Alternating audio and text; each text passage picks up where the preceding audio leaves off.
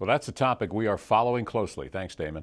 A large group of cotton producers gathered in Tifton for the Georgia Cotton Commission's annual meeting recently. Growers got a chance to hear from some experts in the cotton industry about how the crop is doing at home and abroad.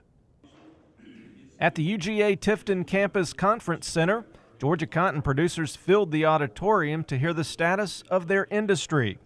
Growers are coming off a growing season where prices were very good, but the growing conditions were not.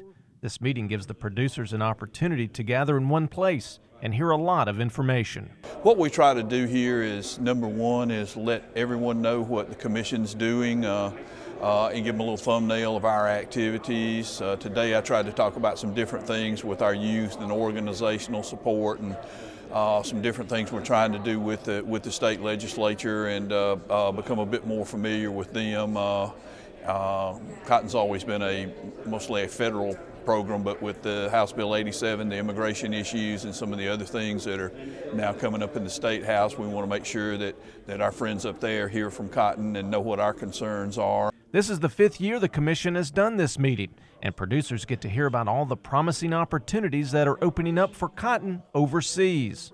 China has continued to be a very large market for the crop, and keeping the crop competitive globally was presented at the meeting. Cotton growers had a very challenging year in 2011, and those that could not irrigate suffered. As a result of this year's drought, a lot of focus is placed on water and water policy for farmers. Water is a big issue because all the reservoirs and ponds are dry in most of the areas, and a lot of people depend on surface water in Georgia to irrigate with.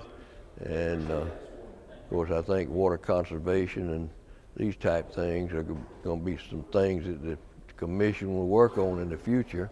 Another topic on the minds of all farmers is the Farm Bill. And the National Cotton Council's John MAGUIRE believes the Farm Bill will not come quickly and will look a lot different than policy of the past.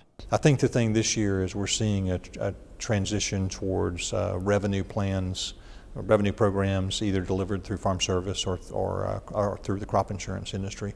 And that's going to be a major change, and it's important for the growers to understand and to sort of get the concept of revenue, which is different than a target price and a loan rate type of approach. And so we want to do, it's hard to walk through. It's really best done when you can get a small group and get a spreadsheet and sit down with them. But because revenue is impacted by yield and by price, it has some advantages. But I think Georgia growers who have got a big investment in cotton and who are very efficient are going to probably like. All of these producers gathered at this meeting will have to make choices on acreage next year. And Georgia Cotton Commission board member Lee CROMLEY, a grower near Statesboro, believes the crop will be challenged next year for acreage in Georgia. I think in our area, probably the peanuts are going to compete pretty strongly with cotton acres. I think we'll be down in acres 5 to 10% would be just a guess, but I think acres will be down some this year. A lot of interest in peanuts.